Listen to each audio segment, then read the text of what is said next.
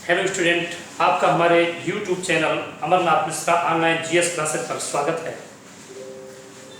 हम पिछले क्लास में आपको पढ़ाए थे उत्तरवर्ती वैदिक युग या उत्तर वैदिक युग की आर्थिक और धार्मिक स्थिति। उसके पहले हमने सामाजिक राजनीतिक स्थितियाँ उत्तर वैदिक में बताई थी, और जब हम ऋग्वैदिक के बाद उत्तर वैदिक चैप्टर पर आए थे तो हमने आपको बताया था कि उत्तर वैदिक युग वास्तव में बदलावों का युग था। ऋग्वैदिक युग से बहुत कुछ उत्तर वैदिक युग में बदले और बहुत कुछ नई नई संस्थाओं और नए नए साहित्य का इस समय उल्लेख हुआ, लिखा गया। उत्तर वैदिक युग पढ़ लेने के बाद हम लोग अब आते हैं 6ठी शताब्दी ईसा पूर्व की धार्मिक क्रांति पर। 6ठी शताब्दी ईसा पूर्व की धार्मिक क्रांति, बौद्ध और जैन धर्म। ध्यान रहे, हमने जब आपको वैदिक युग पढ़ाया था या वैदिक संस्कृति पढ़ाया था तो उसमें बताया था कि वैदिक संस्कृति का समय काल 1500 ईसा पूर्व से 600 ईसा पूर्व है। उसमें से ऋग्वैदिक संस्कृति का समय काल 1500 ईसा पूर्व से 1000 ईसा पूर्व, और उत्तर वैदिक संस्कृति का समय 1000 ईसा पूर्व से 600 ईसा पूर्व के बीच है, ऐसा आपने बताया। तो इसके बाद जो है हमने 600 ईसा पूर्व जब आपको बता ही दिया, तो इसका मतलब ये हुआ कि 600 ईसा पूर्व से पहले उत्तर वैदिक युग की सारी सांस्कृतिक गतिविधियां, राजनीतिक, धार्मिक, आर्थिक गतिविधियां थी। लेकिन 600 ईसा पूर्व के बाद एक नए ढंग से धर्म के क्षेत्र में क्रांति का परिणय हुआ, और वो था बौद्ध और जैन धर्म। प्रिय छात्रों, हम आपको ये बताना चाहेंगे कि ऐसा बताया जाता है कि 6ठी शताब्दी ईसा पूर्व यानी उत्तर वैदिक युग के अंत तक आते आते ब्राह्मण धर्म या सनातन धर्म या हिंदू धर्म बहुत बोझिल हो चुका था। बोझिल इस तरह से हम कह सकते हैं इसको कि दुरूह कर्मकांड, बोझिल होते साहित्य, यज्ञों की जटिलता और वर्ण व्यवस्था तथा जाति व्यवस्था में आई हुई खामियों के विरोध में ऐसा बताया जाता है कि लगभग 60 से अधिक धर्मों ने अस्तित्व पाया। 60 से अधिक धर्मों ने 6ठी शताब्दी ईसा पूर्व में अस्तित्व में पाया था। इसमें से बौद्ध और जैन धर्म काफी प्रसिद्ध हुए। बौद्ध और जैन धर्म 6ठी शताब्दी ईसा पूर्व में जो तमाम संप्रदाय पंथ उदय हुए थे, उसमें संदेहवादी संजय वेलटिपुत्र, इसी तरह के उच्छेदवादी आदित्य स्कंबलित या नितांत भौतिकवादी पगुद कच्चायन, निर्ग्रंथवादी स्वयं महावीर जैसे लोगों ने अनेक अनेक संप्रदायों का प्रणयन किया था, आविष्कार किया था। लेकिन उन सब में बौद्ध धर्म और जैन धर्म सबसे अधिक प्रसिद्ध हुए। यानी उत्तर वैदिक युग के अंत तक वर्ण व्यवस्था, जाति व्यवस्था, यज्ञों में बढ़ते कर्मकांड, यज्ञों में बढ़ते कर्मकांडों की जटिलता, वर्ण व्यवस्था में आई हुई खामियां, और इसी तरह से अधिक जटिल होते इस व्यवस्था के विरुद्ध अंततः जो क्रांति हुई, उसमें जो 60-62 से अधिक धर्मों ने अस्तित्व पाया, उसमें से बौद्धिज्म और जैनिज्म सबसे अधिक प्रसिद्ध रहे।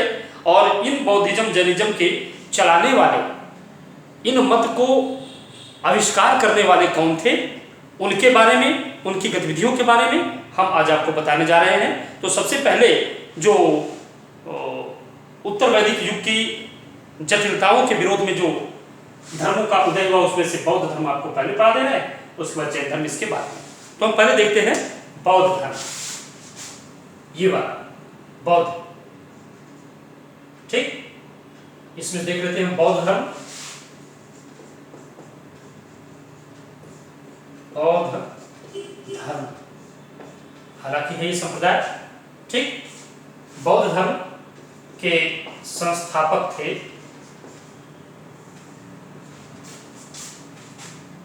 महात्मा बुद्ध।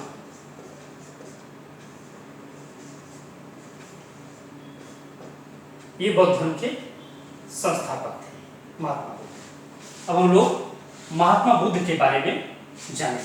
ठीक, थोड़ा सा पहले इनके बारे में जान लीजिए कि जो बौद्ध धर्म के संस्थापक महात्मा बुद्ध हैं, इनके पिता का नाम, माता का नाम, जन्म, बचपन का नाम, और उसके बाद फिर इनकी प्रिय चीज़ें, वस्तुएं, और उसके बाद फिर आगे की गतिविधियाँ, किस तरह से इनके बारे में क्या भविष्यवाणियाँ हुई, फिर कैसे संन्यास्त हुए, कैसे ज्ञान को प्राप्त हुए, कैसे धर्म का प्रचार किया, ये सब चीज़ें इनके बारे में हम लोगों को जानना है। पहले हम आपको कहानी रूप में इसको बता देते हैं, इतना ही जान लीजिए। महात्मा बुद्ध के बचपन का नाम सिद्धार्थ था। बचपन का नाम महात्मा बुद्ध नहीं था, इनके बचपन का नाम था सिद्धार्थ। सिद्धार्थ के पिता का नाम शुद्धोधन था। शुद्धोधन कपिलवस्तु के शाक्य गण के मुखिया थे, कपिलवस्तु के शाक्य कुल के क्षत्रिय राजा थे। और इनकी माता, महात्मा बुद्ध की माता का नाम था महामाया। महामाया गणराज्यों में से ही एक राजवंश होता था, कोलीय राजवंश।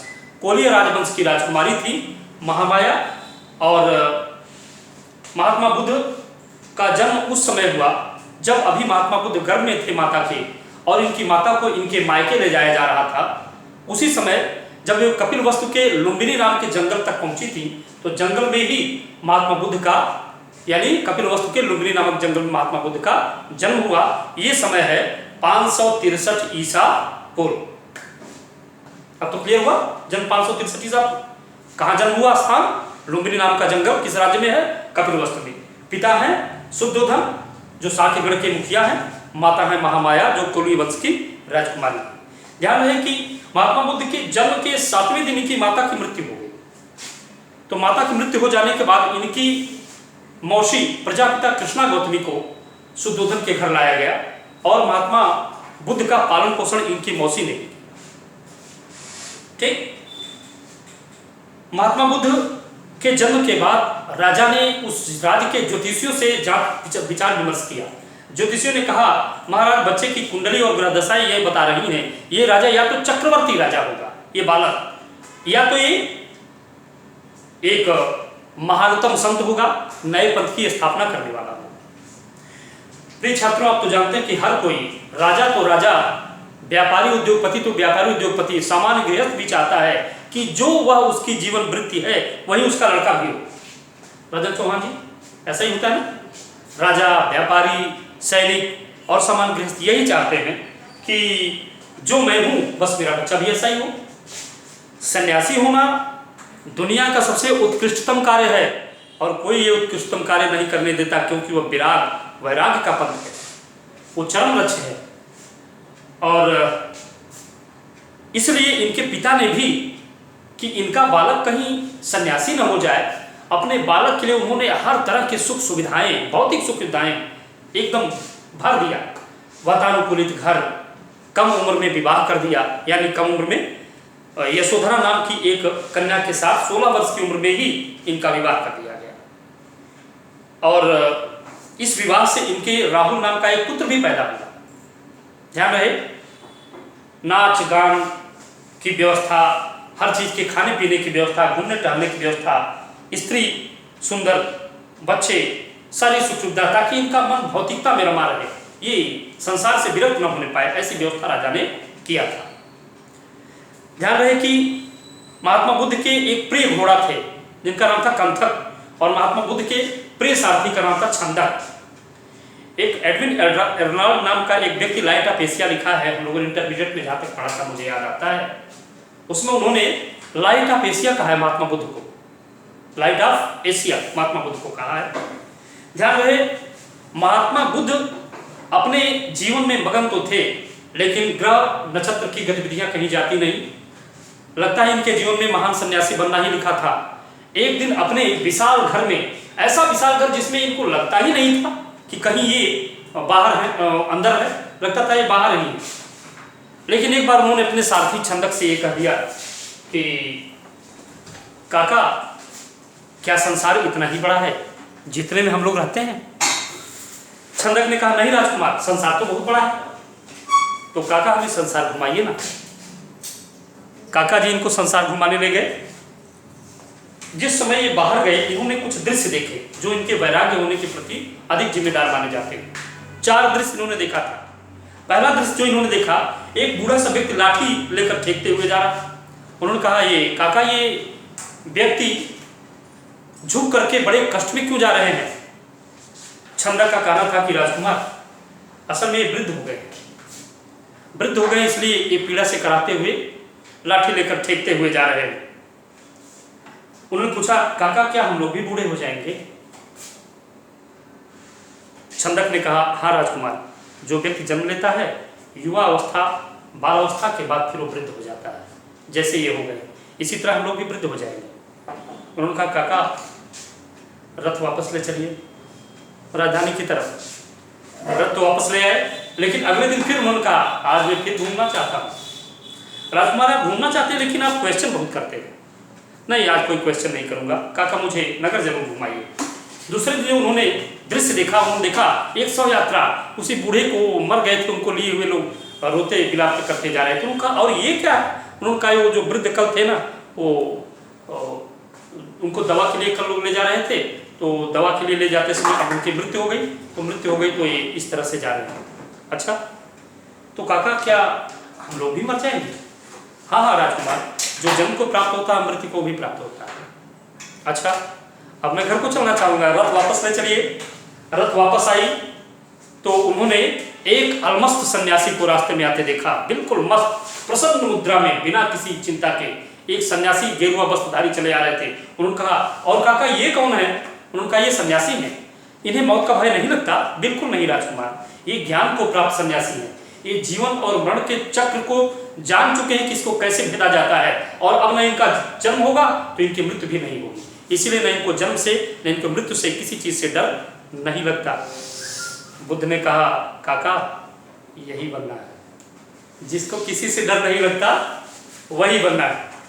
ठीक, राजा को भी किसी न किसी से डर लगता है, हम लोगों को भी किसी न किसी से डर लगता है, बड़े व्यापारियों को भी किसी न किसी से डर लगता है, लेकिन सन्यासी को, ज्ञान प्राप्त सन्यासी, वो गुंडा बदमाश वाले नहीं। मैं आसाराम जी को तो कहा नहीं रहा, नहीं राम रहीम को भी नहीं, रामपाल जी को भी नहीं, मैं ज्ञान प्राप्त सन्यासी की बात कर रहा हूँ। तो रितेश सर, आप जरा भी चिंता में ना ज्ञान प्राप्त सन्यासी किसी से इसलिए नहीं डरते क्योंकि उन्हें किसी बात की कोई चिंता नहीं होती। आखिरकार वापस लौटने पर राजकुमार सिद्धार्थ उस रात सो न सके, बड़ी रात तक चिंतन मनन करते रहे, और उन्होंने पाया जीवन और मृत्यु के चक्र से छुटकारा पाना है, और इसके लिए गृह त्याग ही सबसे आवश्यक चीज है। यकायक उठे, एक बार उन्होंने पत्नी और बच्चे के मुख की तरफ देखा और फिर सदा सदा के लिए मुंह मोड़ दिया, गृह त्याग दिया। छंदक को बुलाया, कहा, काका मैं जहाँ तक कहता हूँ वहाँ मुझे तक छोड़िए। बिहार की सीमा तक उन्होंने छोड़ा। वहाँ एक अनोमा नदी पड़ती है, अनोमा नदी के किनारे छंदक के रथ से उतर कर उन्होंने अपने सिर मुड़वाए, शरीर के बाल सब नोच डाले, कसाय या गेरुआ वस्त्र धारण कर लिया और कहा, काका राजा से कहिएगा मैं घर वापस नहीं लौटना चाहता, मुझे बता दीजिएगा तो आपको दंडित भी नहीं करेंगे। यहाँ से राजकुमार सिद्धार्थ ने गृह त्याग कर दिया। बौद्ध धर्म में इस घटना को महाभिनिष्क्रमण कहा जाता है। ओके, गृह त्याग करके बालक सिद्धार्थ ने या राजकुमार सिद्धार्थ ने जो पहला गुरु किया वो अलार कलाम पुत्र नाम के एक सांख्य योगी थे। अलार कलाम का राज्य यही फैजाबाद और प्रतापगढ़ सुल्तानपुर के बीच में एक कूरेभार स्थान पड़ता है, वहां अलार कलाम का राज्य था। इन्होंने राजपाट छोड़ दिया था, बाद में अयोध्या के राजाओं ने उनके राज्य पर अधिकार कर लिया था। अलार कलाम एक सन्यासी हो चुके थे, बुद्ध के यही अलार कलाम पहले गुरु थे।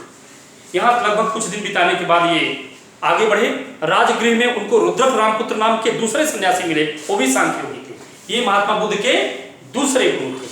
और यहाँ से जब ये आगे बढ़े तो गया की तरफ आए, और गया में आकर के इन्हें 5 ब्राह्मण सन्यासी मिले, जिनके साथ इन्होंने तपस्या तो शुरू की, लेकिन जिस समय ये व्रत रहकर तपस्या कर रहे थे, पीपल देवता को खीर चढ़ाने आई सुजाता नाम की एक वैश्य कन्या ने देवता मान कर इनके सामने खीर रख दिया, इन्होंने खीर बाकायदे खा लिया।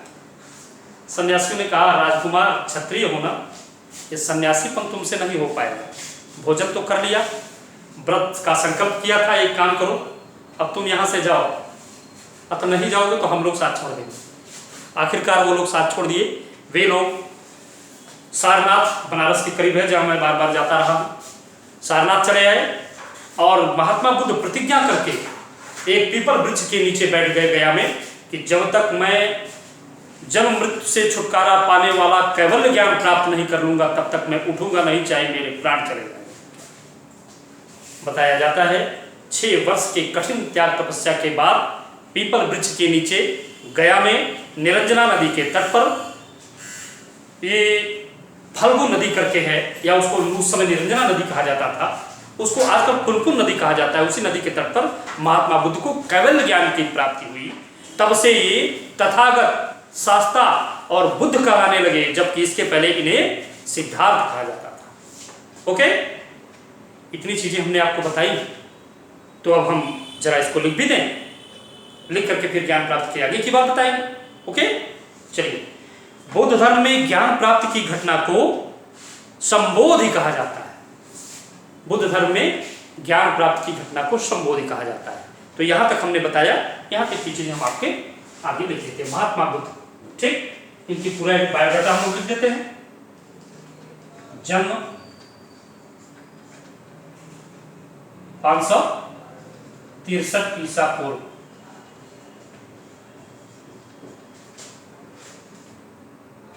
जन्म ये हो गया। स्थान कपिलवस्तु के लुम्बिनी नामक जंगल,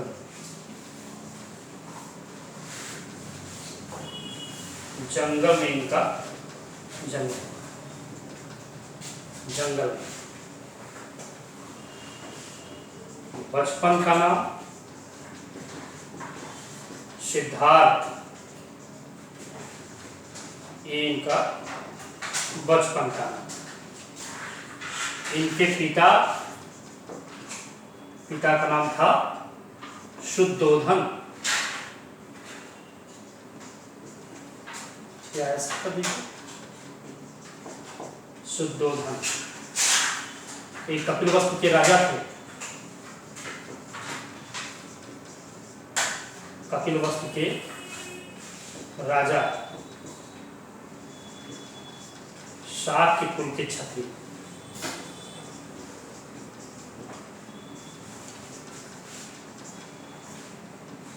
पिता हुए इनके। माता थी महामाया, ये कोली वंश की राजकुमारी थी। कोली वंश की राजकुमारी थी इनकी माता।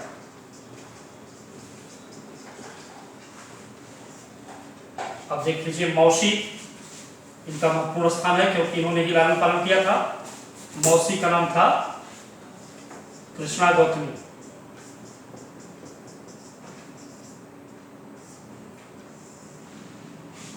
यहां तक। इसके बाद फिर आप इसके नीचे या कहीं से मिटा कर लिख दें। मिटा कर लिख दे कहिए तो नहीं, इसी में लिख देते हैं। ऐसे करके ऐसे लेते हैं हम, इसी समय लिख देते हैं यही। पत्नी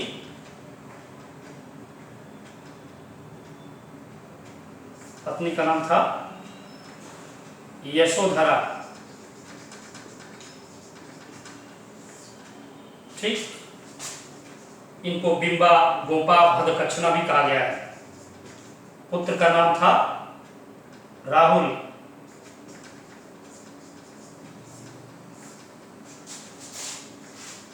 प्रिय घोड़ा कंथक और प्रिय सारथी, ये थे छंदक। प्रिय सारथी थे छंदक, ठीक। ये इनकी घटना आपके सामने। अब इसके बाद महात्मा बुद्ध के गृह त्याग की घटना आपके सामने आती है। ओके, मिटा दे इसे, आगे लिखिए।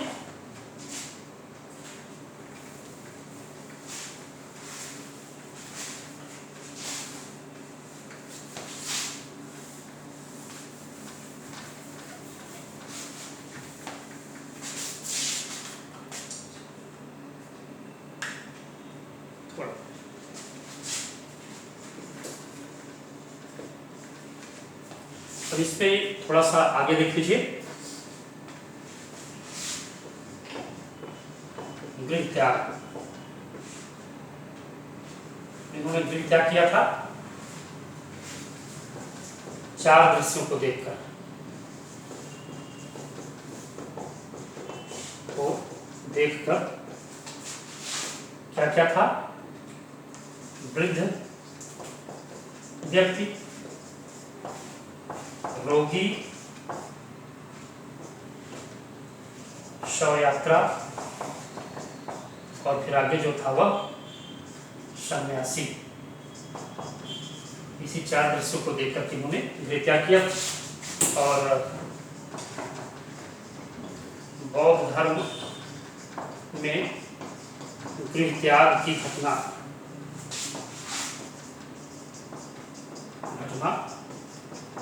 महाविनिष्क्रमण कहलाती है। महाविनिष्क्रमण कहलाती है। बौद्ध धर्म में गृह त्याग की घटना महाविनिष्क्रमण कहलाती है। इसके बाद आप जान लीजिए, हमने बताया कि अनोमा नदी के तट पर इन्होंने संन्यास वस्त्र धारण किए।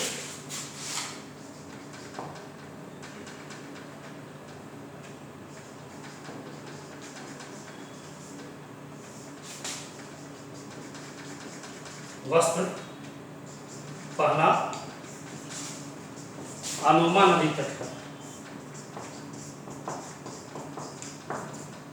ये अनोमा नदी बिहार और उत्तर प्रदेश की सीमा पर है।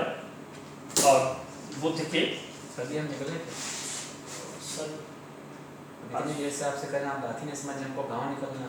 ओह सर, 5 मिनट में इसको निकाल देता हूँ, 2 मिनट में निकाल देता हूँ। ओह सर, अनुमान चक्कर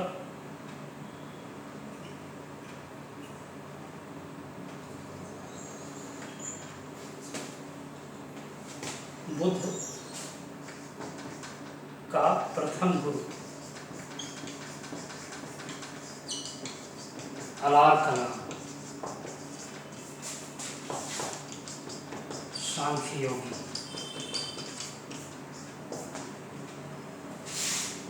दूसरे गुरु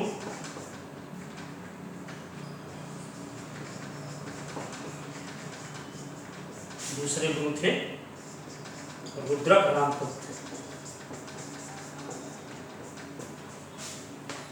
प्रिय छात्रों, बुद्ध के ज्ञान प्राप्त की घटना और उसके आगे का वो हम वीडियो इसके बाद आपको पढ़ाएंगे।